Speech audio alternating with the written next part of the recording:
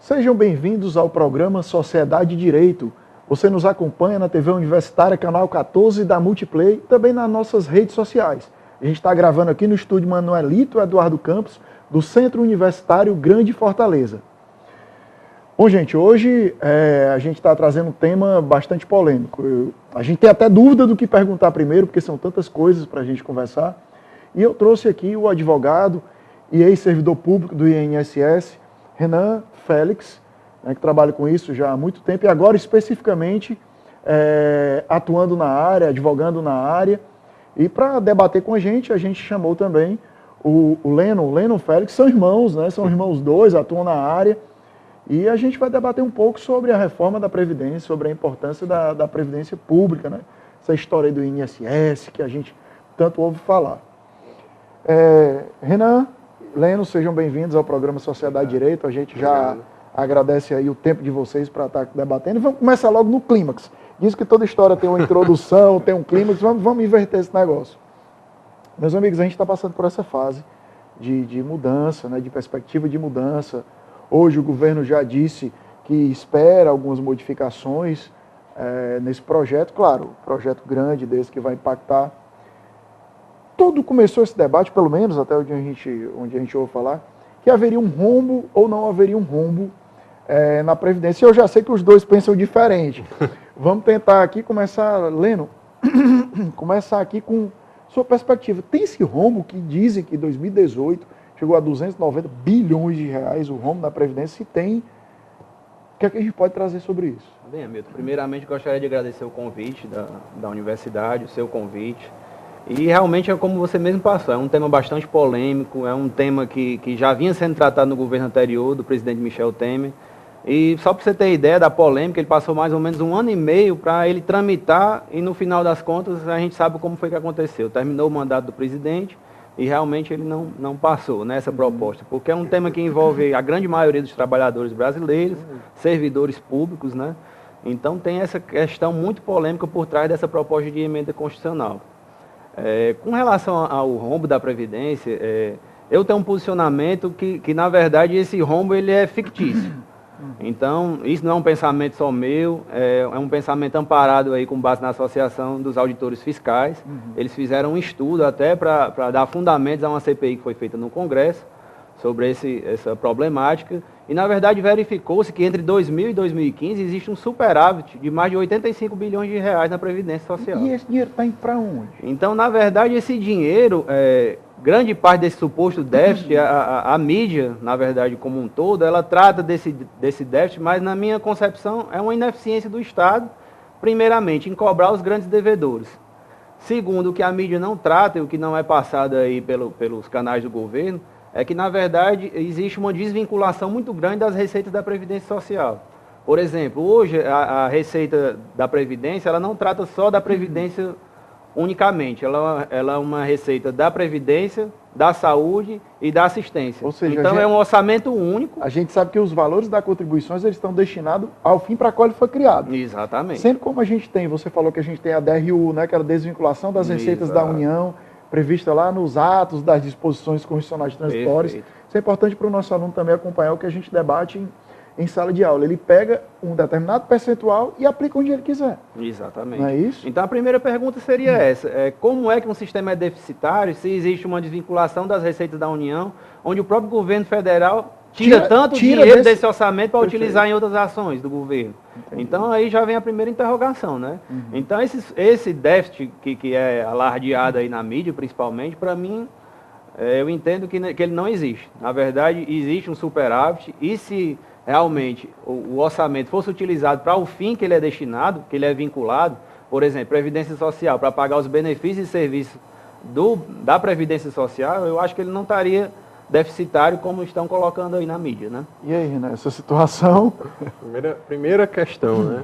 Me colocaram aqui como algoz da Previdência. Na verdade, não é que eu concorde com a reforma, né? O que eu havia falado é que todo sistema previdenciário, baseado numa atualização atuarial, né, que visa a proteção das gerações futuras, inevitavelmente ele vai passar por reformas. Isso aqui não é algo previsto tão somente no Brasil. O que a gente estava conversando aqui nos bastidores, o que você falou mais ou menos que essa projeção atuarial daqui a tantos anos como é que vai estar a população? Exatamente. É mais ou menos isso. Esse déficit atual, concordo demais com o Leno. Realmente existe um débito a ser cobrado. Então, a dívida que existe hoje, que é tão posta aí nos jornais, na grande mídia, ela poderia ser sanada. Então, o problema atual, concordo em relação a isso. No entanto, previdência tem a ver com projeção. Sim. É a geração de hoje, que pelo nosso sistema de repartição simples, que vai estar pagando a geração futura.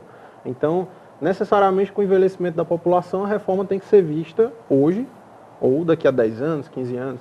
Então, um correto planejamento de previdência a título de gestão tem que antever esse tipo de situação. Não pode deixar para reformar a previdência na iminência de uma quebra real. Não é o que está acontecendo hoje. O que é que de antemão eu discordo? A urgência se quer passar um projeto dessa magnitude, porque ele deve ser discutido, amplamente discutido, não só no Congresso Nacional, como deve ser participado da população de maneira até mais direta sobre essas reformas, porque isso aqui vai impactar e muito para quem já está na iminência de aposentar, as novas gerações.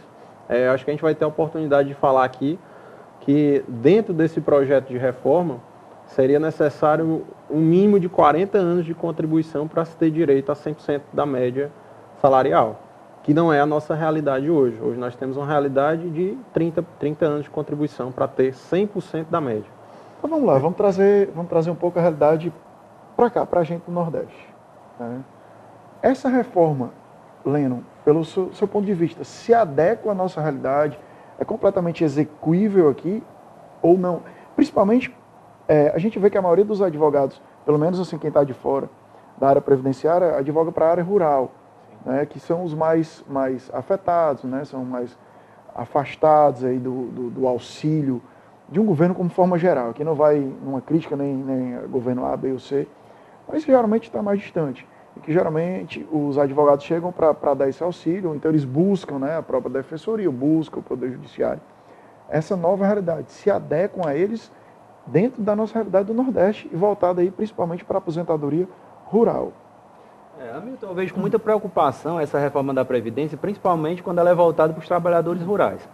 O que acontece hoje na proposta de reforma da Previdência? Vai haver uma exigência de uma contribuição em torno de R$600 anual para o grupo familiar do trabalhador rural.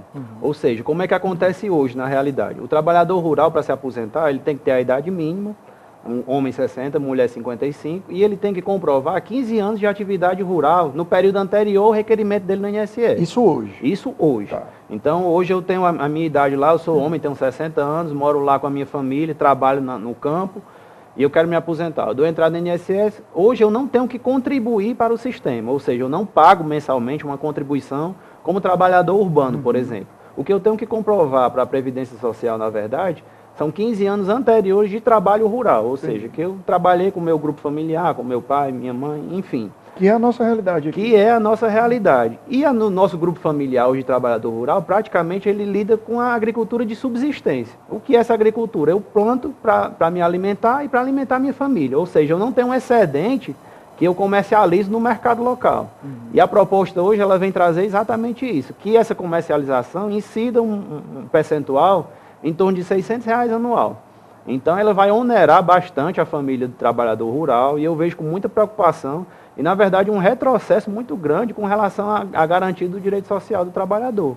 Ou seja, não é só o fato de você contribuir ou não. Se você verificar hoje como é a situação de trabalho de um agricultor no interior do estado, por exemplo, trabalha de sol a sol, tem uma expectativa de vida muito menor devido à penosidade do próprio trabalho. Então, você exigir que aquela família que mal pode se sustentar com o que produz, ainda comercializar e pagar ao governo, Eu acho, na verdade, um grande retrocesso nos direitos sociais do trabalhador. Eu vejo com muita preocupação esse ponto. Esse é um problema de um país como o Brasil, né? De dimensões continentais, realidades completamente diferentes. Talvez essa realidade se aplique ao Sul e Sudeste, mas aqui para o Nordeste fica bem distante, né? Exatamente. Pois não. Só interromper. Claro. Além disso, é extremamente interessante a gente pontuar que vai haver aumento na idade, né? A mulher agora vai se equiparar ao homem aos 60 anos, né? Para o trabalhador rural. Além desse incremento desse pagamento de R$600, que existe a benesse de caso seja um ano ruim, pagar até o ano seguinte, até o meio do ano seguinte, esse valor de R$600.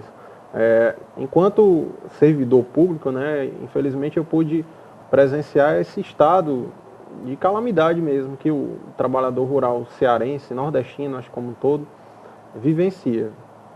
Anos repetidos de seca, pessoas que realmente só têm o sustento em programas assistenciais, Bolsa Família.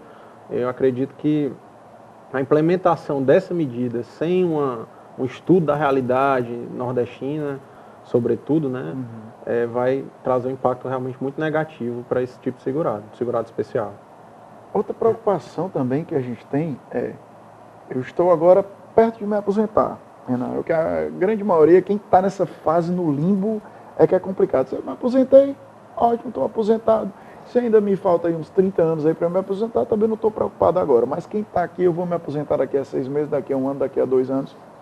Qual o impacto, Renan, que essa pessoa vai sofrer agora, em havendo essa mudança? Pois bem, começando. A principal reforma, vamos tentar aqui... Tem tantos pontos, né? As inúmeras começando aqui as inúmeras mudanças. A primeira grande mudança que o governo tenta implementar é realmente o fim da aposentadoria por tempo de contribuição. Que hoje, o homem, caso não seja professor, né, de ensino infantil e médio de ensino fundamental, ele aposenta com 35 anos de contribuição, independente da idade, e a mulher aposenta com 30 anos, né? Então, a primeira proposta do governo é acabar com esse tipo de aposentadoria. Renan, então tenho que sair correndo até o INSS, lotar o que já está superlotado. Não, na verdade ele planeja regras de transição para esses casos. Vou citar um aqui, depois o Leno, se quiser citar uma outra. A principal regra para essa pessoa que já está na iminência de aposentar seria aquelas pessoas que têm até 2 anos faltantes de período. No caso, o homem, se ele tiver com 33 e a mulher, se ela tiver com 28 anos, faltando 2 anos para aposentadoria, eles vão pagar um pedágio de 50% sobre o período que está faltando para poder aposentar. Qual é a grande dificuldade? Na verdade, eles vão aposentar, porém, com o fator previdenciário, que é o grande vilão da aposentadoria. Que a grande maioria da população, inclusive a gente não consegue entender esse negócio. Se você não for técnico, ou se você não trabalhar na área, o que compete a nós, contribuintes? Somente retirar esse dinheiro e depositar lá, porque eu não faço a menor ideia do que acontece. Né? O que é o fator previdenciário? Só para deixar clara aqui a situação. O fator previdenciário são 3 aspectos que são considerados na aposentadoria, que multiplicam a média da aposentadoria e tendem a reduzir. Quais são esses fatores? A idade que a pessoa tem, a expectativa de sobrevida e o tempo de contribuição. Tomando como parâmetro a idade da mulher de 60, se você, por exemplo, vai aposentar sendo mulher com 52 anos, então faltariam 8 anos para a idade de referência. Então, é um aspecto negativo, puxando para baixo. Se ela tem uma idade reduzida, a expectativa de sobrevida dela é alta. Então, é um segundo aspecto puxando para baixo. Por mais que ela compense tendo mais tempo do que o necessário para aposentar, se ela tiver 31, 32, é só um aspecto positivo contra 2 negativos. É como se a gente estivesse puxando o Leno aqui, nós dois, e uma pessoa estivesse puxando para lá. Então, causa reduções aí de 30%, 40%, até 50% no valor da aposentadoria de quem resolve se aposentar de maneira precoce. Na verdade, na grande maioria das vezes, o fator previdenciário é para ter uma diminuição no valor da aposentadoria mesmo, né? Na grande maioria das vezes. Diminuição no valor e também na quantidade de aposentadoria pedida, ao que me parece. Né? Então vamos lá, a gente está com esse fator hoje, né? Fator previdenciário, né? Para poder fazer o cálculo. Anos antes a forma era outra e agora se propõe outra forma. Mais uma pergunta polêmica aí, eu vou colocar a bola agora para o Leno. A gente tem alguma segurança jurídica que o próximo governo não vai fazer uma nova mudança, ou seguindo o ditame de que o Renan disse que, pela própria forma atuarial da aposentadoria, é esperado que haja uma nova mudança daqui a 10, 15 anos. Na verdade, o sistema previdenciário hoje ele é muito inseguro do ponto de vista jurídico, porque assim, o próprio termo previdência, ele dá a entender que é uma programação que você faz para no futuro você ter direito a algum benefício. Uma previdência para você prever algo. Você prever o seu futuro. Então, para que eu possa prever alguma coisa, eu tenho que ter um mínimo de segurança para que eu possa adotar algumas medidas. E hoje a legislação previdenciária é extremamente mutável. A gente tem mini reformas a todo momento, através de leis ordinárias, MP, né? de medidas provisórias, o que é, na verdade, é um verdadeiro absurdo, né? Então, a gente tem micro-reformas a todo momento e fica praticamente impossível você ter essa previsão a contento, né? Você fica sempre ali no limbo, esperando uma mudança, que você está chegando no momento de implementar os requisitos para se aposentar, vem uma reforma ali, joga um pouco mais para frente. Então, assim, o direito previdenciário, devido a essa quantidade de reforma legislativa, a gente vive um momento de bastante insegurança. E assim, eu queria complementar só um pouco aqui a fala do Renan, ainda com relação às regras de transição. A gente, além dessa questão dos 2 anos, é importante esclarecer que, na verdade, a pessoa que tem os 2 anos, ela entra nessa terceira regra de transição, que a gente chamou, né? E existe mais 2 regras, que é uma levando a questão da pontuação, né, que hoje a gente começa com 86 pontos para a mulher e 96 pontos para o homem, que isso leva em consideração o tempo mínimo de contribuição e a idade. E existe uma outra regra de transição, que é a segunda, que a gente já leva em consideração, começando de uma idade mínima para a mulher de 56 anos e para o homem de 61 anos.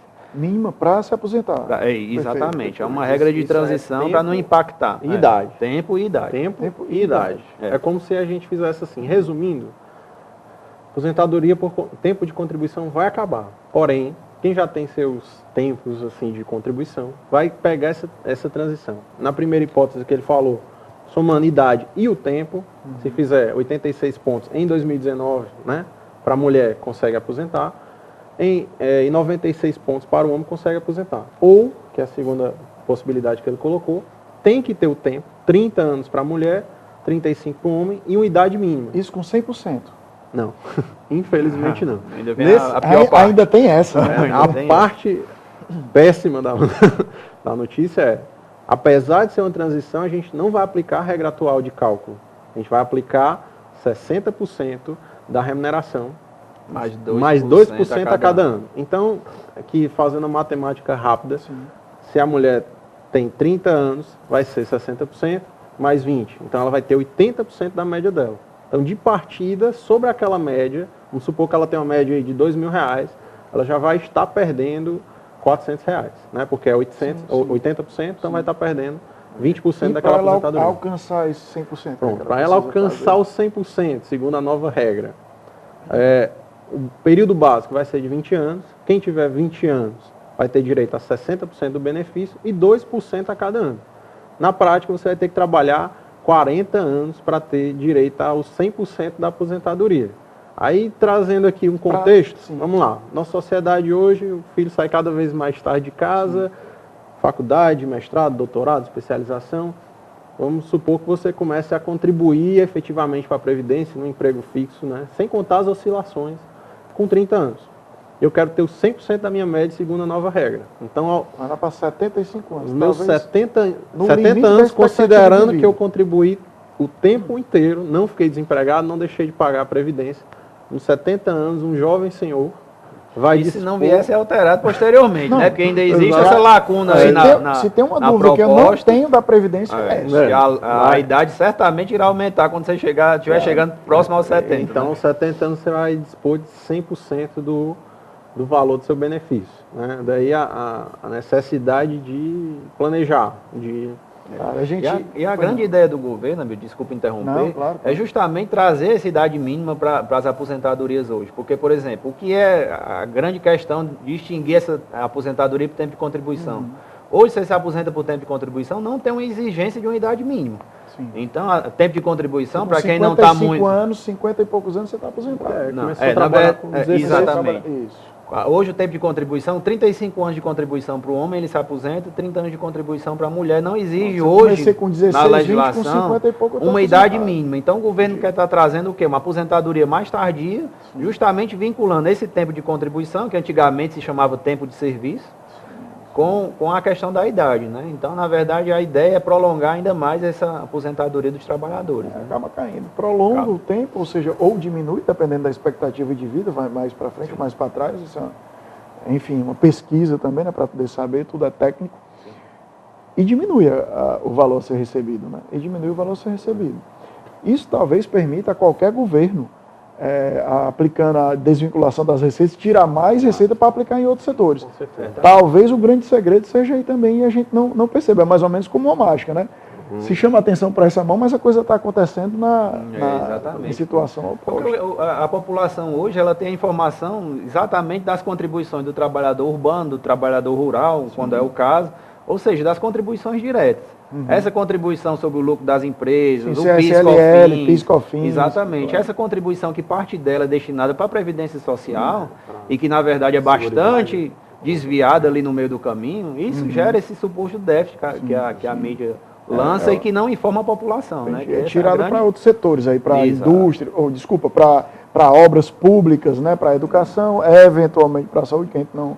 Além da questão da própria sonegação, das renúncias de receita, da ineficiência em cobrar a dívida ativa do Estado, por exemplo, diversas contribuições aí. Houve um estudo dos auditores fiscais no sentido de que os maiores devedores, 82% das empresas estão ativas, ou seja, poderiam estar sendo cobradas e esse dinheiro está entrando nos cofres públicos. E, na verdade, existe essa questão toda que acaba não entrando nesse orçamento e acaba gerando aí esse déficit. A gente tem que ter cuidado, como todo, de não tirar esse valor do bom pagador para suprir o débito de mal pagador. Vamos só fazer a contramão da direção agora. É muito assunto, eu estou pensando a gente fazer uma parte 2 para complementar. Parte 2, parte 3. Mas só, como o nosso tempo é curto, né, o tempo é um carrasco, vamos fazer a contramão da direção. A gente falou que o governo tem que ser um bom gestor. Mas cada um também tem que ser gestor da sua aposentadoria. Claro. Um dia desse eu estava vendo em rede aberta, né, de televisão, dizendo que uma profissão do futuro é a pessoa ser gestor da aposentadoria que eu falo pública, né, previdenciária. É possível, Renan e Lena, que eu esteja recolhendo a mais do que eu precisaria recolher para me aposentar com 100%? Plenamente viável. Plenamente viável. Primeiro porque a regra ela é muito complicada, né? É uma média que você não vai utilizar na totalidade. Só para completar, ou seja, eu posso estar pagando a mais e aquele dinheiro é perdido. Pode estar pagando a mais, você às vezes faz um aumento nas contribuições visando a aposentadoria melhor e não vai ter esse incremento, porque o período utilizado no cálculo não vai ter mudança alguma. Imagina, por exemplo, você já tem 20 anos de contribuição, aí você resolve estar 2 anos para aposentar, enfim, né, por idade e tal. Eu vou aumentar o valor da minha contribuição para o teto. Esses 2 anos, comparados aos 20 que você já contribuiu, não vai dar impacto relevante. Então, tudo isso a população teria que saber. Só que, assim, culturalmente o brasileiro não tem esse hábito de prevenir. Ele gosta de reprimir. Mas existe, Leno, essa possibilidade de se fazer um estudo e a gente... Não, eu agora vou recolher só exatamente o que eu devo recolher. Existe sim, amigo. A questão da aposentadoria hoje, ela deve ser planejada, né? Na verdade, quando um segurado ele chega no INSS, pouco é explicado para ele como é a forma de cálculo da aposentadoria dele. Isso, profissional liberal, todo mundo contribui. Exatamente. Então, assim, é feita uma análise dessa contribuição dele, mas pouco é informado. O que pega hoje, o sistema faz isso de uma forma automática no INSS e é lançado o valor final para o segurado. Então, se ele saber como foi que aquelas informações entraram... A grande maioria não sabe. Exatamente. E assim, o brasileiro ele tem por costume, realmente, como o Renan falou, em só se preocupar com a aposentadoria no ato de se aposentar. Então, assim, o interessante é que todo brasileiro ele tenha por prática, sempre está pesquisando se a empresa para a qual ele trabalha está recolhendo direitinho, se aquelas contribuições estão indo para o sistema, para gerar aquele valor de aposentadoria dele corretamente no final, quando ele for solicitar. Então, toda essa análise é importante que o brasileiro acabe tendo essa cultura de fazer já desde cedo. Começou a trabalhar, hoje em dia tem um INSS digital, que você pode entrar na internet e você tem um histórico das suas contribuições. Isso tudo é interessante que todo segurado faça, né? Essa análise. Meus amigos, quando a conversa é boa, passa ligeiro. Verdade. E tem assunto ainda. Muito Realmente, assunto. a gente tem mais coisas para trazer, mais coisas para tratar, para apresentar para vocês de casa, para a gente mesmo. São muitas novidades surgindo. A gente não entendia nem o sistema anterior, quanto mais as novidades que estão surgindo e ainda mais a regra de transição. É verdade. Então, fica já o convite aqui para uma nova oportunidade. A gente já agradece. Convite já aceito. Obrigado. E a gente coloca aí, Renan, 1 minuto para cada um, para Leno, para fazer suas considerações finais, Sim. por gentileza, Renan. Bem, eu gostaria primeiro de falar que foi visto 1% do que era possível e dizer que eu tenho um canal no YouTube, o nome do canal é Previdência Inteligente. A gente está gravando uma série de vídeos falando sobre essa reforma, sobre as regras de transição de uma maneira bem simples. Então, acho que o que não foi abordado, se tiverem a oportunidade, busquem lá no YouTube, que a informação é gratuita e a gente tenta sempre colocar da maneira mais simples possível. Diferente da emenda constitucional, que está uma redação aí de 60 páginas para a pessoa ler com várias referências, lá no canal a gente coloca tudo da melhor maneira possível. Muito bem, obrigado, Renan. Doutor Leno. Pessoal, eu queria mais uma vez agradecer o convite do Hamilton, o convite da universidade, e realmente é um tema bastante amplo que não tem como a gente dissecar aqui apenas no encontro, né? Mas assim, eu gostaria de deixar um recado assim para a população também, é uma reforma drástica, profunda, mas que a população tem que se acalmar um pouco também. Por exemplo, quem adquiriu já seus direitos, a gente chama no direito aqui de ato jurídico perfeito, quem já implementou os requisitos, não se preocupe, essa proposta de emenda ela ainda vai tramitar. Isso não é uma lei que é aprovada de um dia para a noite, a previsão é que seja aprovado no segundo semestre de 2019. Então, quem já implementou os requisitos, fique tranquilo, não vai haver mudança. Quem está há 2 anos de se aposentar, também está numa regra, digamos assim, próximo, perto das 2 outras regras de transição, numa situação confortável. Então, assim, tentar verificar isso com calma, quem implementou os requisitos, ficar tranquilo e a gente ir debatendo aos poucos, porque são muitas mudanças, certamente terão muitas emendas parlamentares com relação a esse texto original e é isso, a gente fica à disposição, amigo, para esclarecer eventuais dúvidas aí posteriores. No próximo programa, né? E a você que nos acompanhou, realmente a ideia é que a gente traga informação, que a gente chame para o debate, que é importante que a população civil participe também e conheça, né? Sem conhecimento a gente não vai para canto nenhum.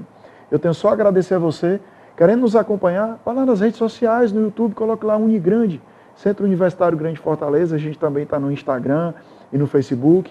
Então, até a próxima, um forte abraço.